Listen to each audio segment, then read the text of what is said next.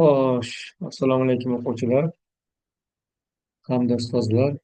Biz hozir IDC ikkinchi kitobning 20-chi mavzusini, ya'ni funksiya 3-chi qismini ko'rib chiqamiz. Demak, bizga quyidagicha misol berilyapti. Y barobar 2x minus 5 funksiyaning ox o'qga nisbatan simmetrikligini toping.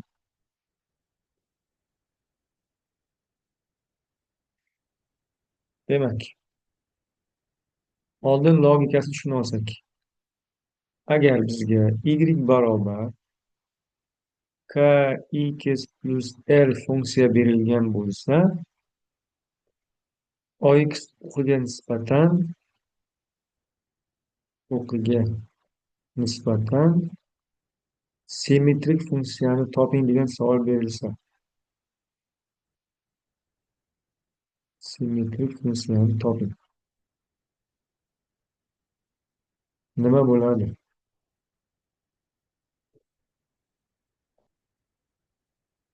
Chizib oladigan bo'lsak, tushunish uchun. To'g'ri chizib bo'ladi. Mana shu funksiya y o'qi bo'lsin, x o'qi bo'lsin. Bizga qanaqadir funksiya berilgan bo'lsin. Misol uchun, mana funksiya. Ana shu funksiyani bizda y barobar kx plus l degan funksiya bo'lsin. Shu funksiya ox o'qiga nisbatan simmetrikligini toping deyilgan bo'lsa nima bo'ladi? Mana shu funksiya ox o'qiga nisbatan, mana bu o'qqa nisbatan, ox o'qiga nisbatan bo'lgandan keyin mana shu bo'ylab buni bu yoqqa nima desak bo'ladi? Bu tomonga nisbatan yotqizadigan bo'lsak, mana bunaqa funksiya paydo bo'ladi. Mana shunaqa funksiya paydo bo'ladi. Ya'ni ox o'qiga nisbatan buni qatlaymiz. Shunday qatlasak bu yoqqa tushadi, bu yoqqa tushadi. Demak, bu yerda nima bo'lyapti bu yerda? Hozir mana bu joyda bu o'suvchi funksiya edi. O'suvchi funksiya edi. Bu kamayuvchi bo'lib qoldi. Demak, kamayuvchi bo'lgandan keyin bizaga y1 desak, bunga simmetrik funksiyani minus kx bo'lishi kerak. Kamayuvchi shu nuqtaga turibdi, o'zgargani yo'q. Va mana bu qanaydir l bo'ladigan bo'lsa, ox o'qqa nisbatan bo'lganligi mana bu masofa bilan bu masofa birbiriga teng bo'lishi kerak. Demak, bu l bo'lsa, bu minus l bo'ladi. Demak, minus l. Demak, ox o'qiga nisbatan simmetrikligini tushuna oldik. Endi birinchi misolni shu logika bo'yicha ishlaydigan bo'lsak, nima o'zgaradi? Og'zaki ishlab olamiz endi. Demak, bu o'suvchi funksiya bizga kamayuvchi kerak 2x bo'ladi. Bu minus 5 bo'lyapti. Bizda endi bu teskarisiga o'zgaradi bu. Plus 5 bo'ladi.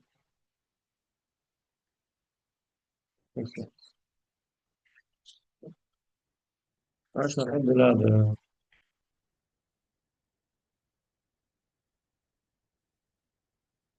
Endi ikkinchi misol og'zaki. Endi y o'qiga nisbatan o'rganamiz. Va to'rtinchi masala o'rganamiz. Endi xuddi shu masalani ko'rib chiqsak. Kx plus l. Chizib olamiz. Funksiya. Aytaylik, mana shu funksiya. Y barobar kx plus l funksiya, o'suvchi funksiyamiz. Y o'qiga parallel bo'lgandan keyin buni bu yoqqa yiqitadigan bo'lsak, bu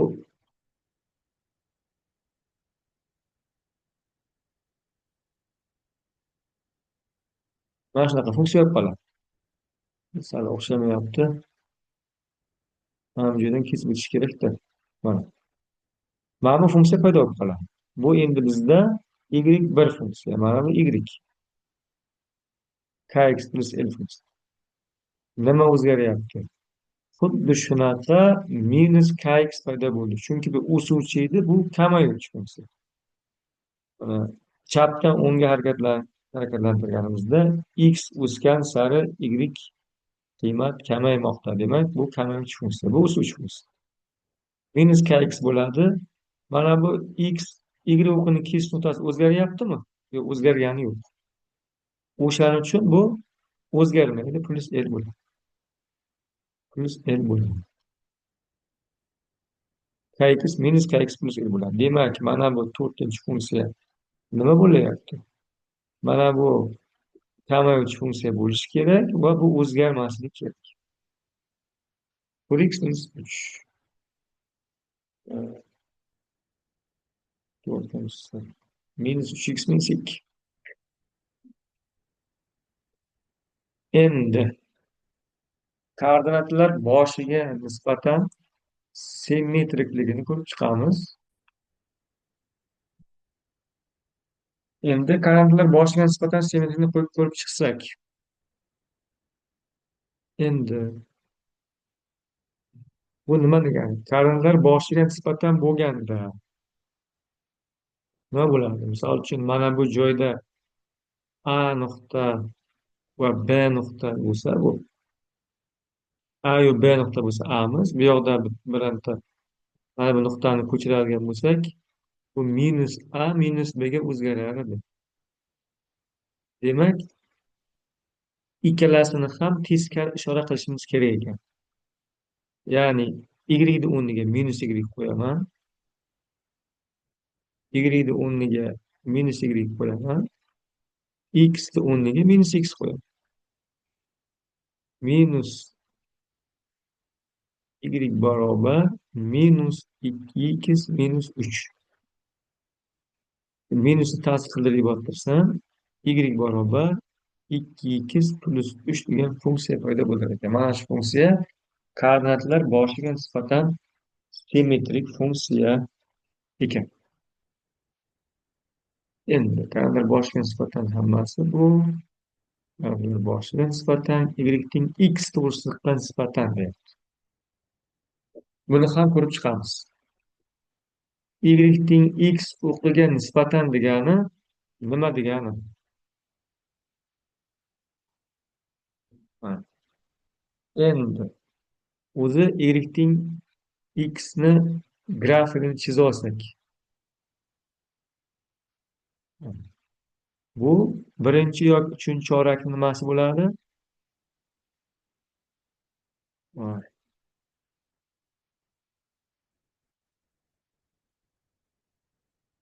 to'g'risi bo'lyapti-yu.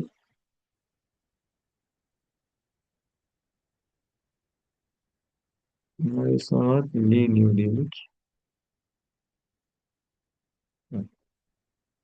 Mana shu grafik y barobar x ning grafigi. Y barobar x ning grafigi.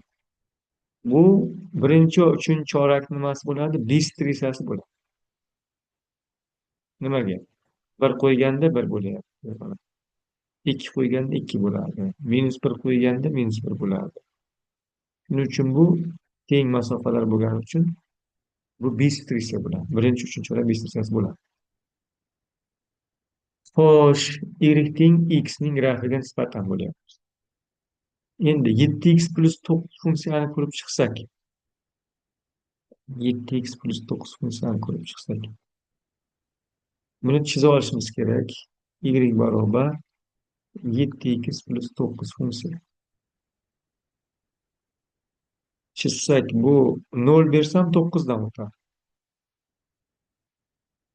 0 bersam 9 dan o'tadi. Mana bu nuqta.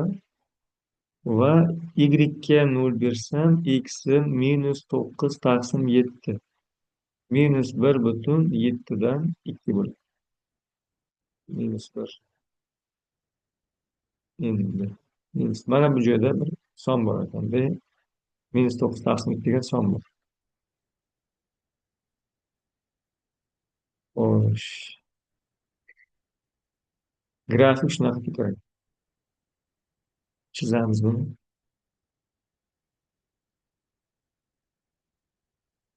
Grafik shunaqa ketadi.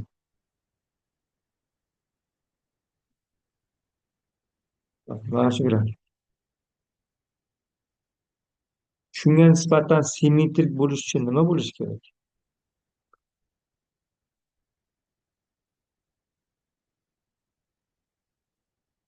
Mana bunaqa bir ko'rinishdagi funksiya paydo bo'lishi kerak. Mana kesib o'tgan joyini, mana bu y teng x kesib o'tgan joyini bu funksiya ham kesib o'tishi kerak. Mana. Xo'sh, nima o'zgaryapti? Nima o'zgarmoqda?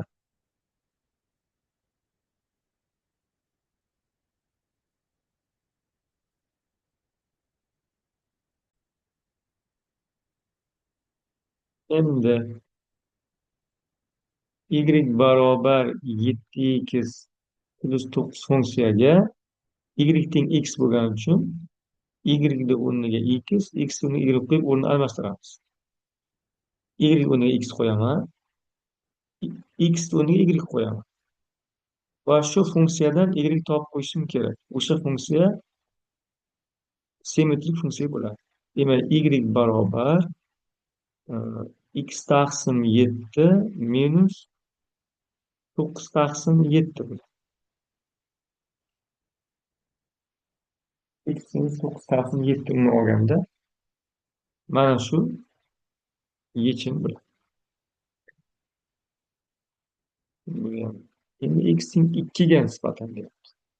Buni ham o'rganamiz. Chizib olsak, endi x teng 2 bizda mana shu funksiya bo'lsin. X teng 2 funksiya. Y o'q x o'q. Bu qaranglar boshi. 5x minus 2 chizib olaman. Demak, 0 qo'yganimda minus 2 dan o'tyapti. Minus 2 dan. Y ga 0 beradigan bo'lsam, x nim 2 taqsim 5. 0,4 bo'ladi. Mana shu yerdan o'tyapti ekan.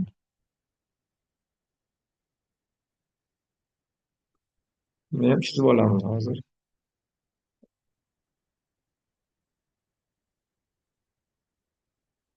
Mana shu funksiya mana.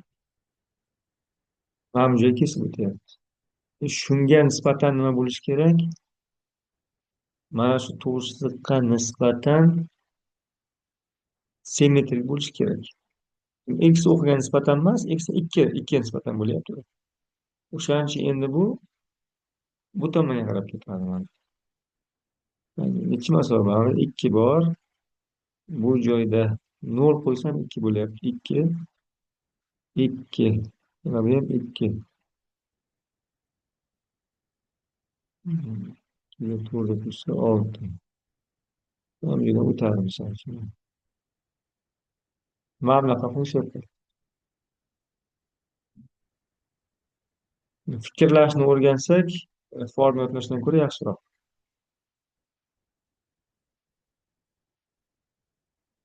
Ha.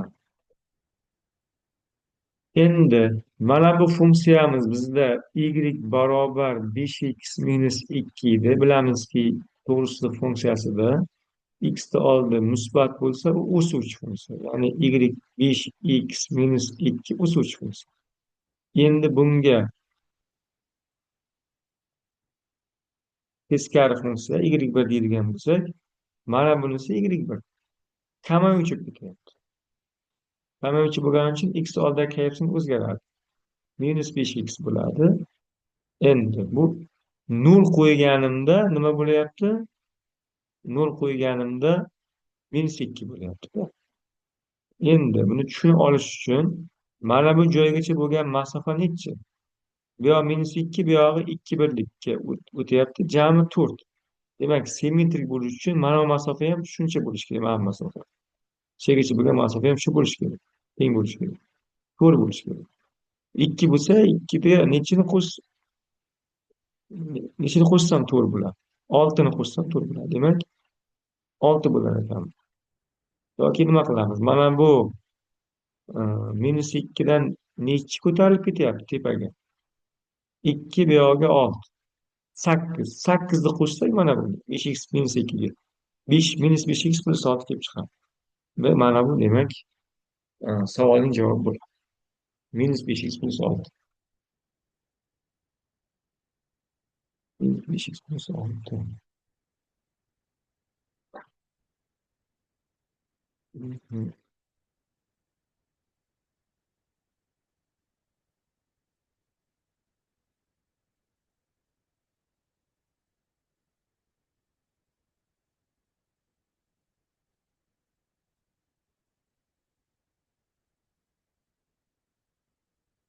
Uchga nisbatan ham shunaqa, ikkiga nisbatan ham shunaqa. Endi y teng ikkiga nisbatan ekan. Buni ishlaymiz.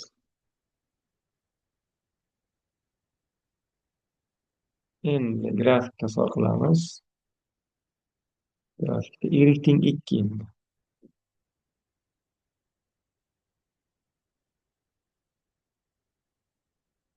Boyagini teskari ishlab qo'yibmiz biz. Mana bu y teng 2 ga nisbatan ekan. Y dan 2 oldik-ku. Mana funksiyani biz y dan 2 olib ishlab qo'yibmiz. Demak, bu y 2 ga nisbatan chizyapmiz biz hozir. 2 ga nisbatan chizyapmiz. Endi mana buni x teng 3 ga nisbatan ishlaymiz.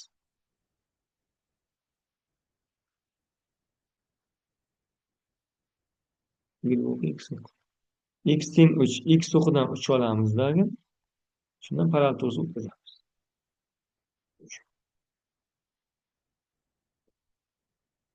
Endi bunga nisbatan y barobar 9x minus 11 ni grafikini chizib olsak.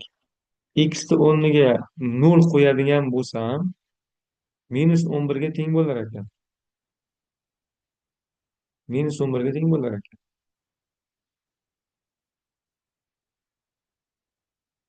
Minus 11 bo'lar ekan. Minus 11 aytaylik, mana bu joyda bo'lsin. Xo'sh, y ga 0 bersam, 11 taqsim 9 birdan kattaroq son.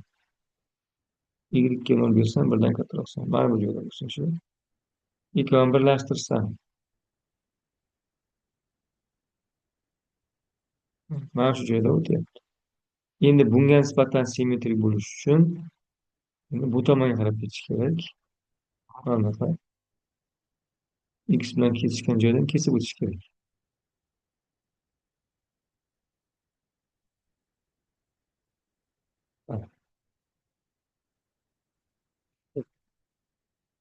Endi bu nima bo'lmoqda? Mana bu o'suvchi funksiyamiz mana bu. O'suvchi funksiyamiz. Mana bu funksiya. Mana bu funksiya o'suvchi funksiyamiz. Demak, bu bizda y barobar 9x minus 11 berilgan edi. Bunisi kamayuvchi ketyapti. Kamayuvchi. Kamayuvchi bo'lgandan keyin nima o'zgaradi?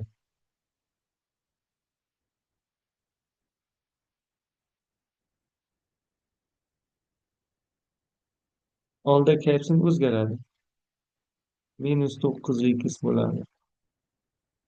Minus 9x bo'ladi.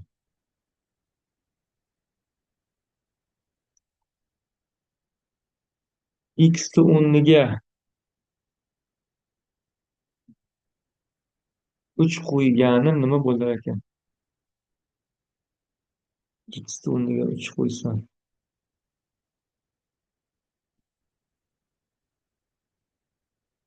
X ni o'rniga 3 qo'ysam. Mana bu joy 27, 16. 16 olib ketar ekan. Mana bu masofa bilan va mana masofa bilan uchgacha bo'lgan masofa teng bo'lishi kerak. Chizmada bizga teng emas. Lekin teng tasavvur qilamiz endi. Demak, demak, bu nechi mana bu minus nechi bu? 9, 11 taqsim 9 da kesib o'tgan mana bu. Bunaqa. Shunda kesib o'tgan.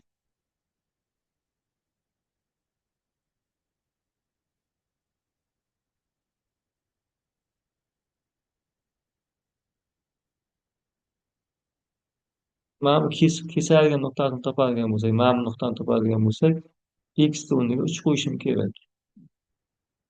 3 qo'yadigan bo'lsam, y barobar 27 minus 11. 16 bo'ladi. Mana bu 16 ekan masofasi. 16 ekan. Demak, mana bu bitta nuqta paydo bo'ldi. 3 16dan o'tar ekanda. Bu funksiya ham 3 16dan o'tishi kerak edi. Bu funksiya ham 3 16dan o'tishi kerak.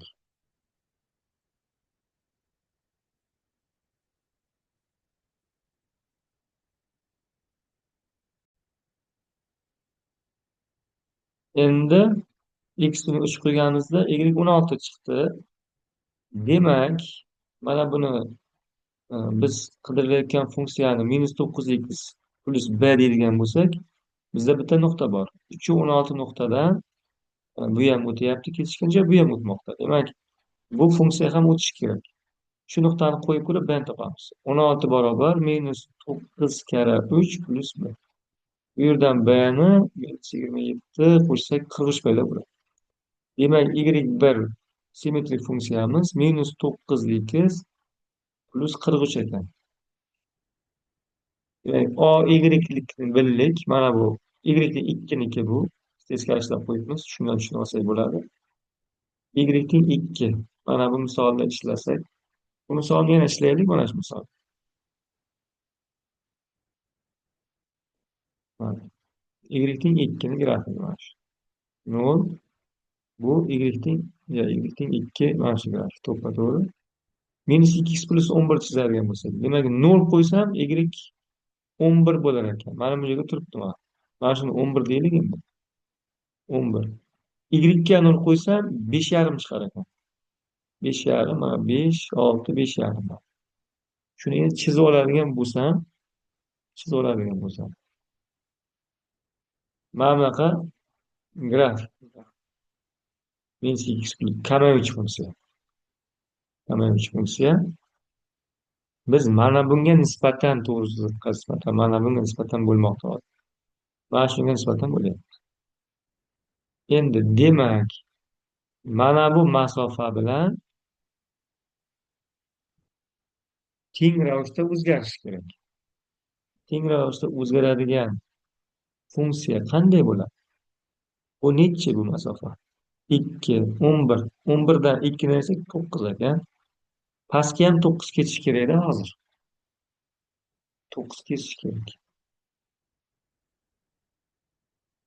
Buni chizib qo'yamiz uni endi.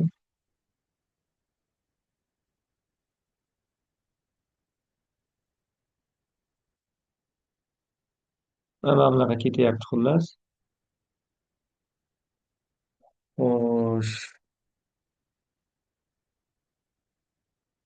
endi bizda o'suvchi funksiya paydo bo'lgani uchun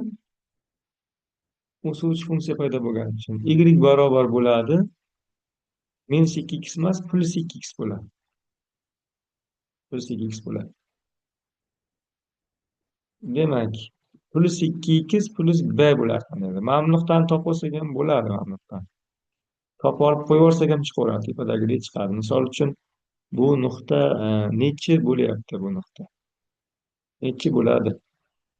Mana bu nuqtada demak, mana bu -2x plus 11 2 bilan qanday kesishadi? -2x barobar 11 dan 2 ni olsak 9, -9. X 4,5 bo'ladi.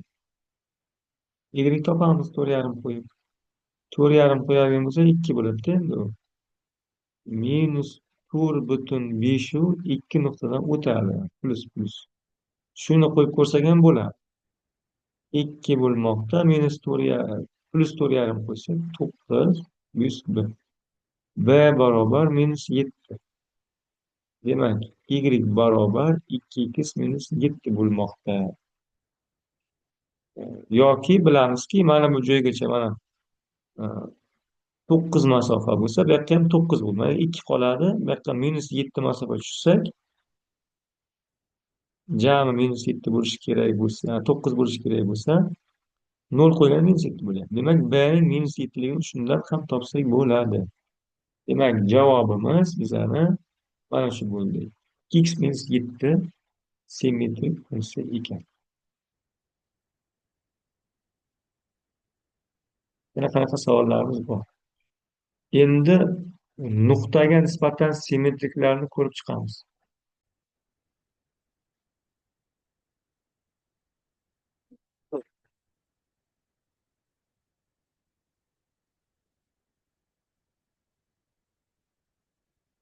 Endi nuqtaga nisbatan simmetrikni o'rganamiz. 13-chi misol yordamida. Endi bizga umumiy olganda y barobar fx funksiya uchun biron bir a x0 y0 nuqtaga nisbatan simmetrikligini toping desa nima qilamiz? Barcha y'larning o'rniga ikkita y0 minus y qo'yamiz va barcha x'larning o'rniga ikkita x0 minus x qo'yib hisoblaymiz. Bu yerda x0 mana bu nuqta bizda 2 bo'lib kelmoqda. Shu bo'yicha ishlasak, o'zimiz masalaga qo'ysak, bizda x0 y0larimiz qaniydir b nuqta berilyapti, bizda 2 berilmoqda. Demak, y o'rniga ikkita y0 qo'yamiz. Ikkita y0, y0 1 teng, minus y barobar x'larni o'rniga nima qo'yamiz? X'larni o'rniga mana ikkita x0 ya'ni 2 minus x qo'yamiz. Minus x qo'yamiz. Plus 1. 1ni o'zi yoziladi. Shu tenglamadan y topib qo'ysak, biz mana shu funksiyani 2 nuqtaga nisbatan simmetrikligini topgan bo'lamiz. Endi bu 2 minus y barobar 4. 6 kere 4. 24 minus 6x plus 1. Bu tenglamadan y topib qo'ysak, y barobar bu tomonga o'tkazaman. Bu joyda demak nima bor? 6x u tomonga plus 6x bo'lib o'tadi. Bu 25. 25 dan 2 ketsa 23. Demak 6x minus 23 degan yechim bo'lar ekan. Demak, mana shu qoidaga asosan ketaveramiz bu yoqqa. Mana bu funksiyani x ning ikki to'g'risiga nisbatan simmetrikligini toping deyapti. Mana bu nuqtani ox o'qqa nisbatan simmetrik toping deyapti. Kvadrat funksiyani. Demak, ox o'qiga nisbatan simmetrik bo'lsa, y o'zgaradi. Y o'zgaradi edi. Demak, y manfiyni qo'yishimiz kerak bo'ldi. Minus y barobar x kvadrat minus 5x plus 6 bo'ladi. Ikki tomonga minus 1ni ko'paytirsam, x kvadrat plus 5x minus 6 bo'ladi. Mana shu javob bo'ladi bizda. Mana minus bo'ladi. Endi y teng 2 ga y o'qiga nisbatan simmetrik bo'lsa, nima bo'lardi? Nima aytilmayapti? X. Demak, x ning o'rniga minus x ga almashtirishimiz kerak. X ni almashtirishimiz kerak minus x ga. Demak, y barobar minus x ning kvadrati plus 4 ta ko'paygan minus x plus 3. Y barobar x kvadrat minus 4x plus 3 funksiya bo'ladi. Endi koordinatlar boshiga nisbatan simmetrik. Koordinatlar boshiga nisbatan nuqtani almashtirsak nima bo'lardi? Ikkalasi ham o'zgarardi chorasi. Minus x ham plus x ham o'zgarardi. Ikkalasi ham aytilmayapti. Koordinatlar boshiga nisbatan bo'lgandan keyin 0 nuqtaga nisbatan bo'lyapti. 0 nuqtaga nisbatan bo'lyapti. O'shaning uchun y ni minus y ga almashtiramiz, x ni minus x ga almashtiramiz. Demak, minus y barobar minus x ning kvadrati minus 7 ko'paygan minus x minus 8. Minus y barobar x kvadrat plus 7x minus 8. Y barobar minus x kvadrat minus 7x plus 8 funksiya bizning javobimiz bo'ladi. Yaxshi. 7-chi misol 18. Endi x ning ikki to'g'risiga nisbatan simmetriya deyapti. Buni ham hozir. Demak, endi 18 misol ishlaydigan bo'lsak, to'g'risi bo'lmayapti bu.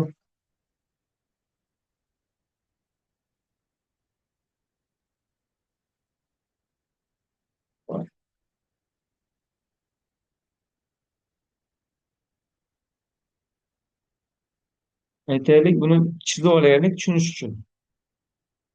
Demak, buni y barobar x'lar y'lamay topa oladigan bo'lsak, x minus 3 taqsim 2 ning kvadrati minus 9 taqsim 4 minus 9 taqsim 4 plus 2. Demak, bu x minus 1,5 ning kvadrati minus 0,5 bo'ladi. Demak, bu degani 1,5 x navoiy minus 0,5 y navoiy. 1 bo'ladigan bo'lsa, mana bu minus 1, mana bu 1 taqsim 4 bo'lsin, 0,5. X 1,5, mana bu 1 bo'lsin, 2 bo'lsin, mana bu 1,5 bo'ladi. Chizib olamiz buni. Mana 2 dan o'tadi. Mana shu grafik bo'lsin. Endi bizga aytyaptiki, x barobar 2 to'g'risiga nisbatan nima bo'lishi kerak ekan? Simmetrik bo'lishi kerak. Mana bu 2 dan o'tadi. Bu 1,5, mana bu 1 dan o'tadi. Chunki mana buni 0 ga aylantiruvchi qiymatlari nima? X kvadrat minus 3x plus 2 0 ga tenglab ishlasak, vet bo'yicha 2 bilan 1 chiqib turibdi. 0 qo'ysam ham 2 dan ham o'tadi. Demak, x ning 2 ning grafikini chizish uchun x o'qidan 2 ni olib, y o'qiga parallel to'g'risida chizamiz. Mana shu x ning 2 ning grafiki. Bunga nisbatan simmetrik bo'lish uchun nima bo'lishi kerak? Nima bo'lishi kerak?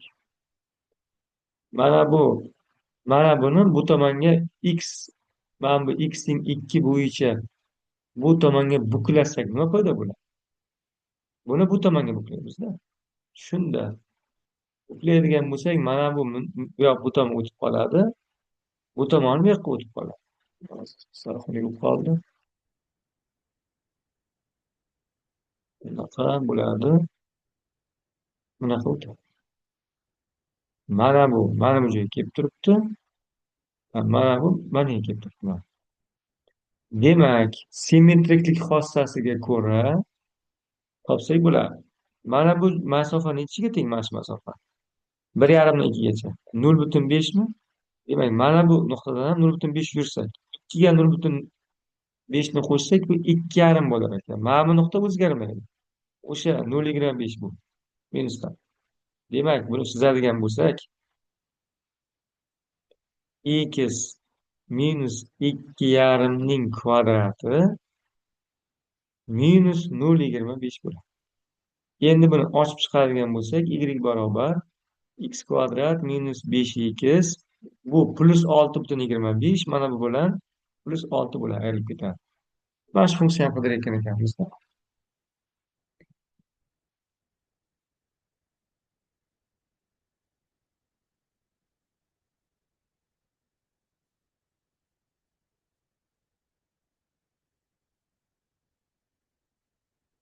Endi y ning 2 ga to'g'risiga nisbatan ishlashimiz kerak. Endi ko'rib chiqadigan bo'lsak, keyingi masala 19-chi misol. Y teng x kvadrat plus 5x plus 3 funksiyani y teng ikki to'g'risizlikdan nisbatan simmetrikni toping. Bu yerdan ishlashni boshlaymiz.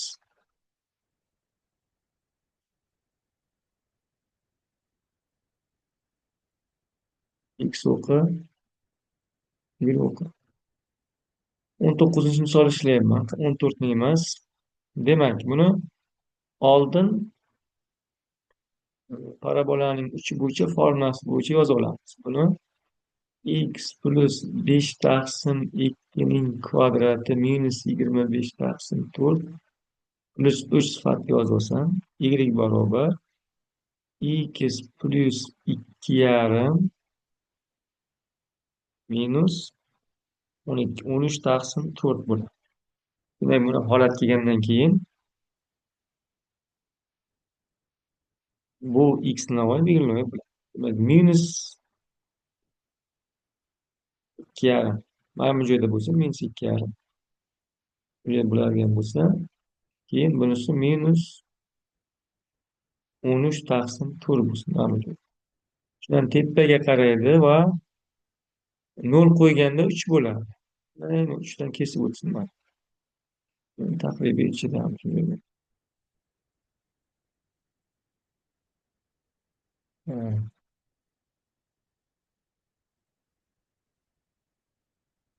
shundan keyin 3dan kesib o'tgan mana shunaqasi. Bizlar to'g'risizligimiz mana bu joydan y teng 2 degan to'g'risizlik bor.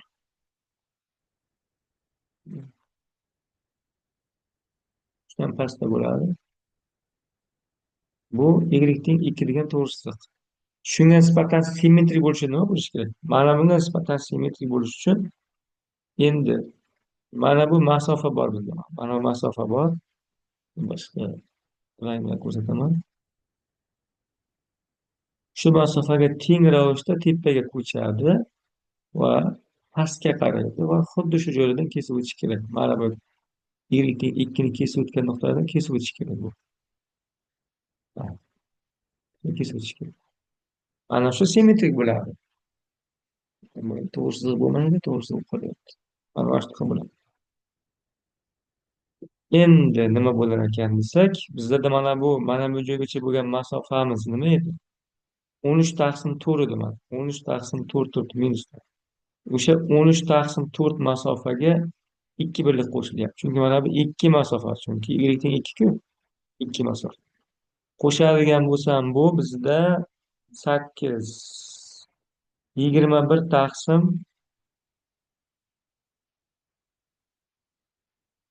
21 taqsim 4 masofa bo'lishi kerak. Endi bu 2 dan keyin yana 21 taqsim 4 tepaga bo'lishi kerak. Demak, bizni y1 funksiyamiz uchun, pastga qaragan funksiyamiz uchun 2 ga 21 taqsim 4 qo'shadigan bo'lsam, 29 taqsim 4 y navoiy bo'ladi. Demak, pastga qaragani uchun oldiga minus qo'yib x plus 2,5 ning kvadrati yoki kasr ko'rinishda olaylik. 5 taqsim 2 ning kvadrati plus y navoiy nimaga teng bo'ldi? 29 taqsim 4 bo'ldi. Olib chiqaman shuni. Minus x kvadrat minus 5x minus 25 taqsim 4 plus 29 taqsim 4. Demak, y bir funksiyamiz minus x kvadrat minus 5x plus 1 ga aylanadi. Biz qidirayotgan funksiya shu. Endi nuqtaga nisbatan simmetriyani hozir biz tushundik, a? Nuqtaga nisbatan simmetriya mana bu bo'yicha ketadi.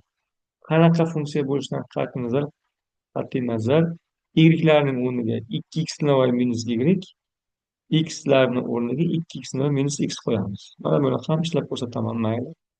20. Demak, y o'rniga 2y nolavoy minus y, x'larni o'rniga 2x nolavoy minus x qo'yib chiqishimiz kerak.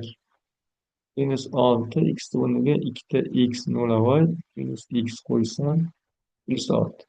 Demak, x nolavoyim ikkiga y nolavoyim birga teng ekan. Mana bu bo'yicha qo'yib chiqaman. Ikki karra ikki minus y. Ikki karra bir minus x ning kvadrati minus olti. Ikki karra bir minus x plus olti. Ochib chiqsak, to'rt minus y bo'ladi bunisi. Ikki minus x kvadrat. To'rt minus to'rt x plus x kvadrat. Xo'sh, buni ochib chiqsak, olti karra ikki minus 12 plus olti x plus olti. Xo'sh, shu tenglamadan y topib qo'yishimiz yetarli. To'rtlarni qisqartiraveramiz joyiga. Minus y barobar teskari tomonga o'tkazib olaylik. Teskari tomonga. Y'ni o'ng tomonga o'tkazsam plus y bo'ladi. Endi bularni hammasini chap tomonga o'tkazaman. Minus x kvadrat bo'ladi. Bu joyda minus 4x, mana bu joyda 6x. Ayirmasi 2x bo'ladi. Bu tomonga minus 2x bo'lib o'tadi. Nima bor? Minus 12 plus 6. Minus 6. Bu tomonga plus 6 o'tadi.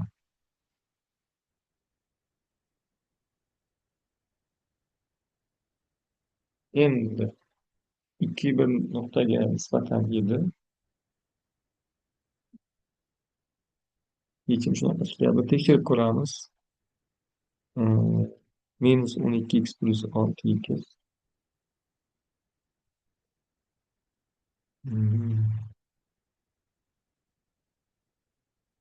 4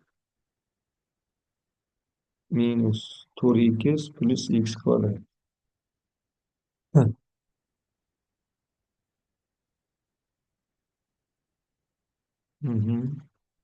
Minus 12x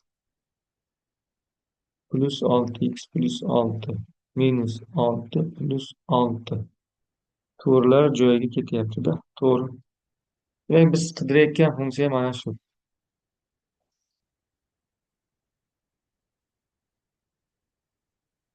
Endi vektorga nisbatan parallel ko'chirish masalasini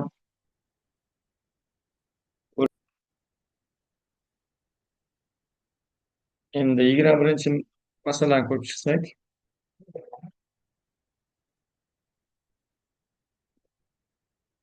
demak, A3 vektor bo'yicha parallel ko'chirishni.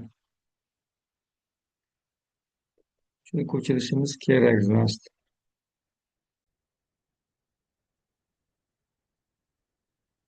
Xo'sh, bu masalani ishlash uchun nima qilamiz? Demak,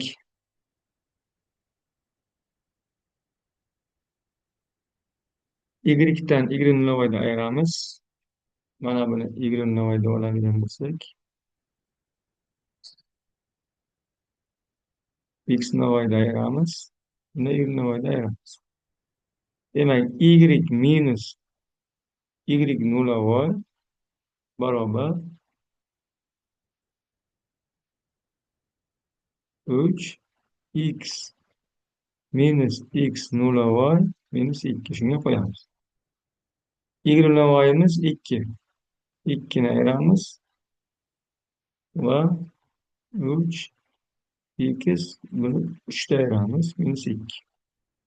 Y minus 2 barobar 3x minus 9 minus 2 minus 2 dan chiqarib ketsa y barobar 3x minus 9 ekan.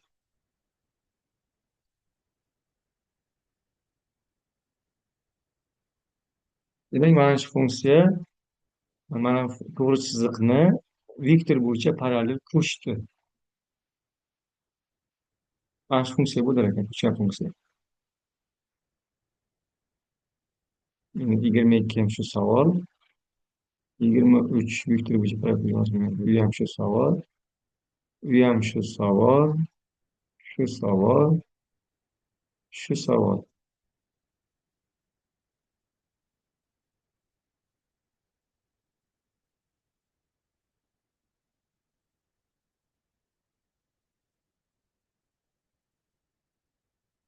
Mana birontani ishlab ko'raylikchi. 30 misol uchun. 30-misol. Demak, y dan ayiraman 4'ni, ikkisidan ayiraman -1'da ayirganimda endi +1 ning kvadrati bo'lib ketadi-da bu. +2 x ayiraman +1 bo'ladi. X dan ayirsam -1'da +1 -3 bo'ladi. Shuni soddalashtirsam, tenglik yozib ketaveraylik.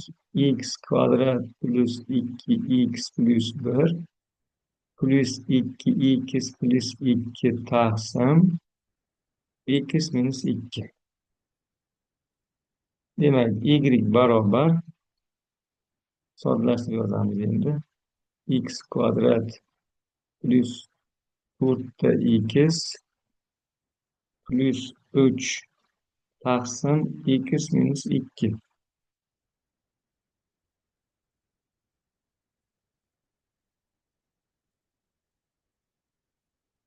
Bu keyin +4 bor bu yerda. 4 bor. Endi buni umummaxraj berib olishimiz kerak. Mana -4 o'tkazganimizda bu yoqqa. Bilan hisoblayman.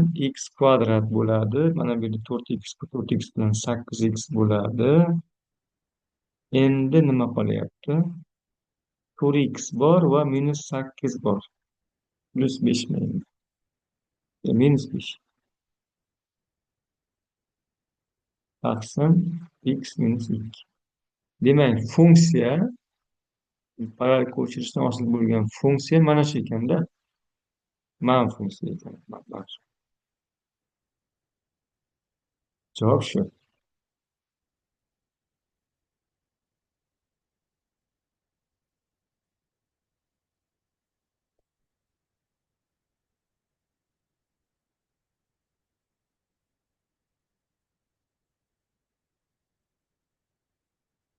Endi 31 ni ham ko'rishimiz kerak.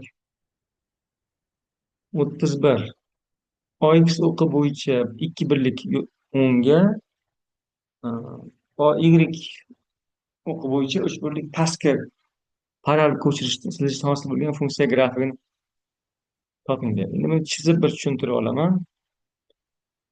Chizaylikchi. Chizsak. Y o'qi, X o'qi mana. 0 qo'ysam 1. Mana 1. Y ga 0 qo'ysam -yarim bo'ladi. -yarim bo'ladi. Y ga 0 qo'ysam x -yarim bo'ladi. Mana shu yerdan o'tadigan nima ekan? To'g'ri chiziq ekan. To'g'ri chiziq ekan. Xo'sh, mana shu to'g'ri chiziq. Y barobar 2x plus 1. Endi biron bir nuqtasini olib o'tishimiz kerak. Misol uchun bizga ikkita nuqta bor. Mana shuni OX bo'yicha, OX o'qi bo'yicha 2 birlik yuqorida, 2 birlik o'ngga sursak. Mana 1 turibdi. Mana X o'qini o'zini olaylik. Mana 1 turibdi-yu. -0,5 ekan. -0,5 turibdi. Shuni 2 birlik o'ngga sursak, mana bu joygacha yarim keladi. Keyin 1,5 kelishi kerak. Mana 1,5 kelib qolar ekan mana bu. Mana shu ko'char ekanda. Mana shu nuqta shu ko'char ekan. Endi buni 3 birlik pastga olib o'tishimiz kerak. 3 birlik pastga. Ya'ni bu y nolda turibdi. 1, 2, 3. -3 ga boradi. Mana shu nuqtaga keladi. Mana buni mana bu joyga olib o'tamiz. Mana bu joyga. Misol uchun. Keyin buni mana bu nuqtaga olib o'tamiz. Mana bu nuqta. Parallel bo'ladi. Hammasi parallel qilamiz. Buni topishimiz kerak. Umumiy olganda nima bo'lyapti? Y ga 3 birlik pastga ko'chayotgani uchun y dan 3 ta ayiraman. 2 birlik o'ngga surilgani uchun va 2 ni ayiraman. Va +1. agar chapga surilsa, mana ikki birlik o'ngga surilyapti-da bu. O'ngga surilsa plus ikki surilyapti. Agar chapga suriladigan bo'lsa minus ikki surilayotgan bo'ladi. Bu tomonga surilsada agar. Mana plus ketadi shunda. Shunga adashmasligimiz kerak. Endi y barobar hisoblab qo'yadigan bo'lsak, ikki x mana bu minus to'rt, bu bilan uch.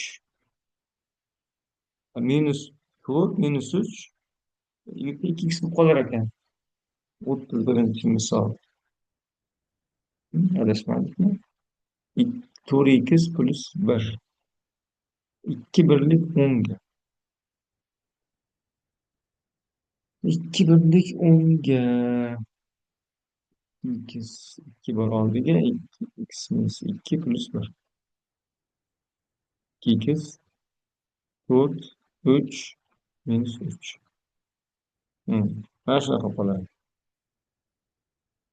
Chizib ko'rsak ham bo'ladi. Misol uchun mana funksiya edi. Y ga 2x mana bo'lyapti endi bizda. 0 qo'ysa 0 bo'lishi kerak ekan. Lekin bu 0 bo'lmaydi. 0 bo'lmaydi. Ha, Y ga bu qo'shilib ketadi-yu. Bu tomonga aylanadi. Biz xato qildik. Xato. Mana bunaqa bo'ladi. Umumiy olganda y barobar 2 x minus 2 plus 1, y ning qiymati 3 pastga tushdi deyiladi.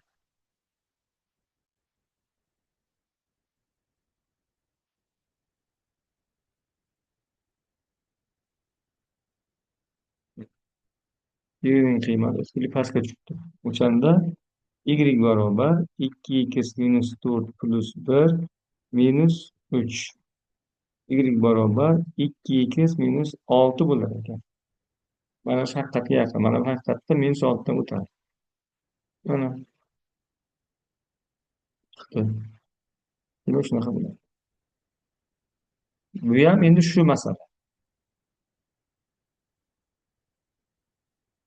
Oy o'qi bo'yicha 2 birlik o'ngga, 3 birlik yuqoriga bo'lsa qo'shiladi.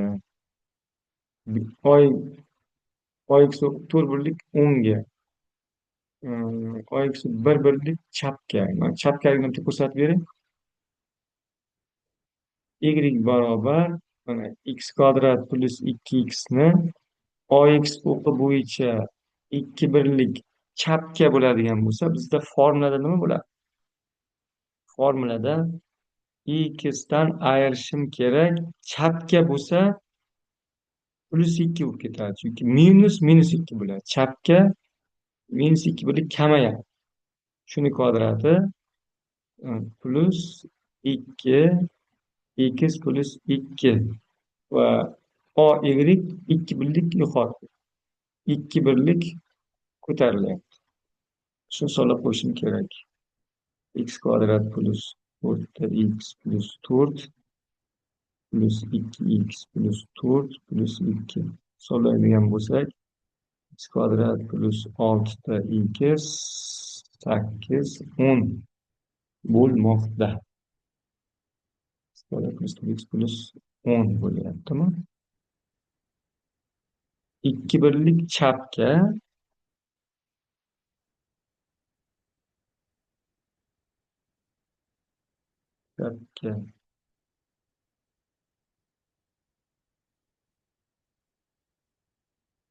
4x plus 4 plus 2.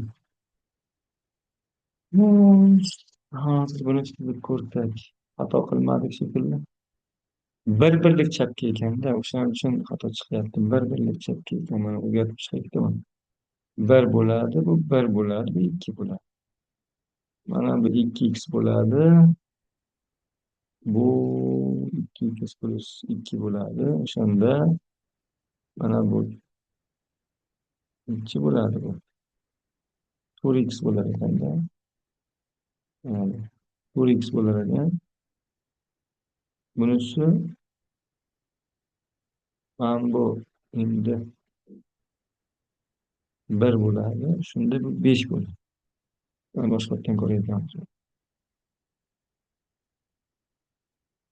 xato qilib ketdingizmi? Bir birlik.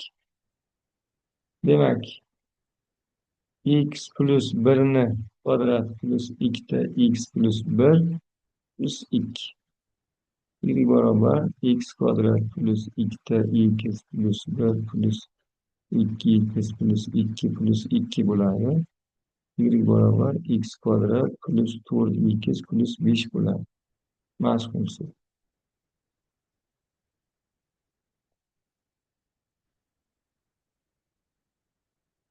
Funksiyani aniqlang deyapti. Birinchi misol. Fx berilib, fx plus 1 ni aniqlang deydigan bo'lsa, x ni x plus 1 ga almashtir degani bo'ladi. Demak, x ni o'rniga x plus 1 qo'yib chiqamiz. Qayerda x bo'lsa? 3x plus 1 minus 7. Demak, bizda fx plus 1 ning funksiyasi 3x plus 10 ga aylanadi.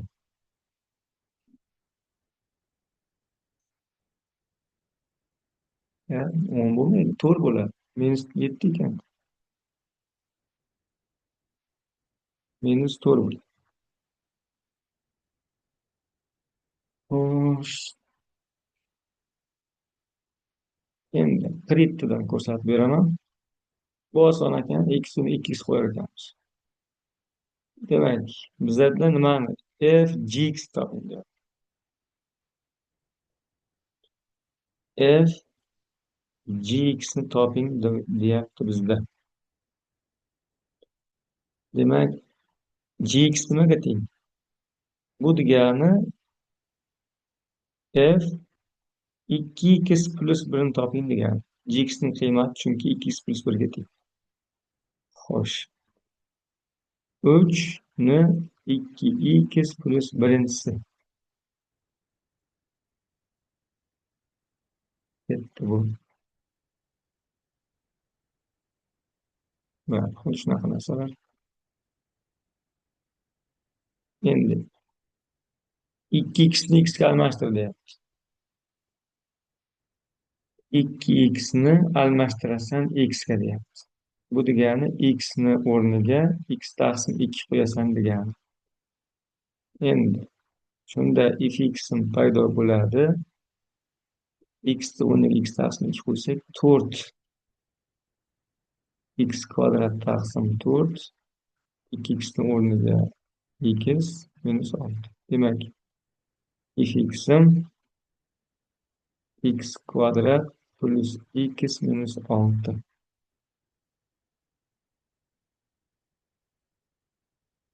Ketdi.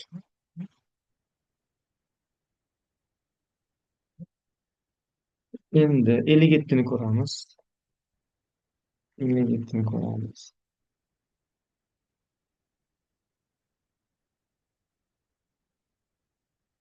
57 ni ko'ramiz. Endi fx topishimiz kerak ekan.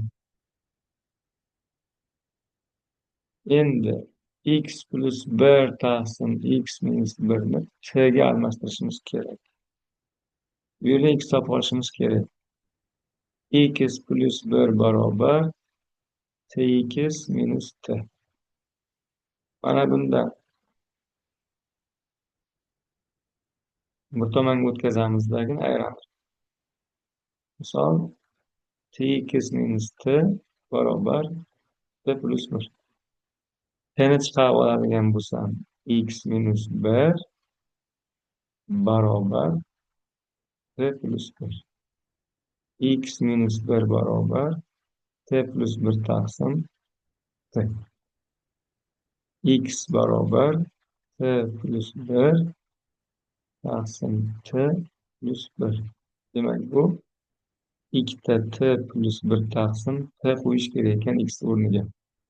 Demak, almashtiradigan bo'lsak, mana t ga almashtirsak buni f t barobar 2 t plus 1 taqsim t bo'ladi. Endi t ni x ga almashtirib qo'ysak, bizda f x paydo bo'ladi.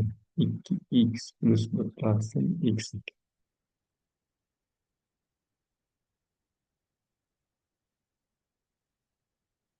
Adashilgan joy bormi? Yetti. 50 bittilar. Evet. Tekshirib chiqamiz buni. Tx minus t ekan. Buyoqqa o'tdi bu. Tx minus t bo'lib qoldi. Tx minus x bo'lib qoldi-yu. Adash, adashib ketmiz. O'zgaradi adashganimizdan keyin. Endi tx minus x barobar t plus 1. X chiqarib olsam t minus 1 barobar t plus 1. X barobar t plus 1 taqsim t minus 1. Endi buni o'rniga t qo'ysak, x ning o'rniga t plus 1 taqsim t minus 1 qo'yamiz. Ana endi t ni x ga almashtirsam, menda fx paydo bo'ladi.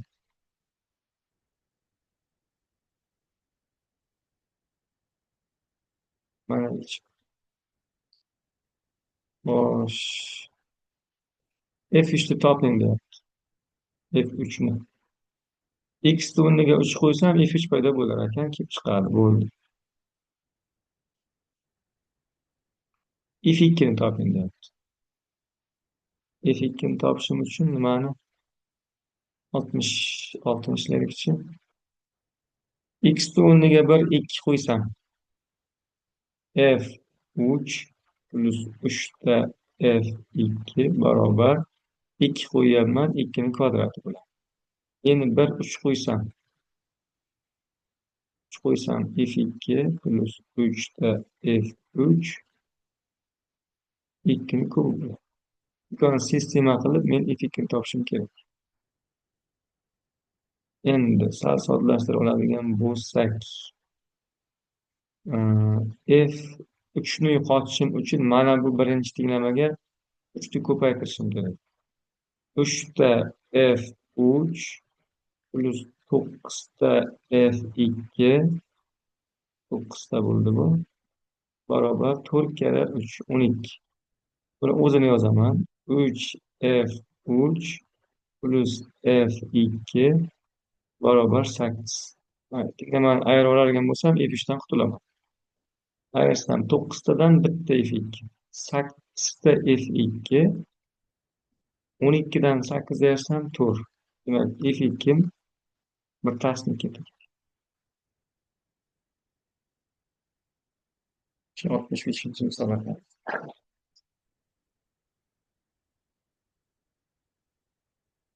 Yaxshi.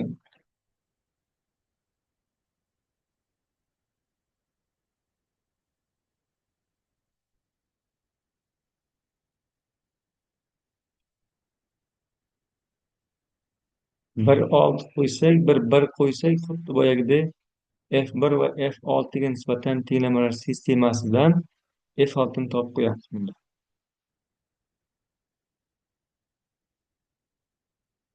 Quyida ko'rsak, keyingilarini keyin mavzuda ko'ramiz, o'rtoqlar.